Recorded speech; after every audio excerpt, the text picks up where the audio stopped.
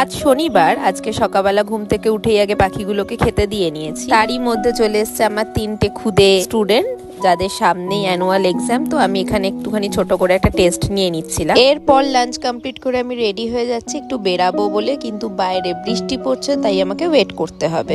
এদিকে শীতকাল আর তার মধ্যে ওয়েদারের অবস্থা এতটা খারাপ। বিপ্লবও চলে এসছে। একে শীতকাল, তার মধ্যে বৃষ্টি আর তার মধ্যে ঝোড়ো হাওয়া। আমি তো কাঁপতে কাঁপতে বেরাচ্ছি। প্রথমেই পৌঁছে গেলাম কলেজ স্ট্রিটে, সেখান থেকে নিয়ে নিলাম একটা ক্লে, কারণ পরের বছর আমাকে অ্যাজ আ হ্যান্ডওয়ার্কের টিচার হিসেবে আমার স্কুল সিলেক্ট। এরপর কলেজ স্ট্রিটেরই একটা দোকান থেকে আমার ক্লাস এবং টিউশনের সব বাচ্চাদের জন্য কিছু গিফটস কিনেছি, কারণ এরপরেই ওদের অ্যানুয়াল এক্সাম। ওরা আমার ফার্স্ট ব্যাচ আর আমার জন্য খুবই স্পেশাল ওরা।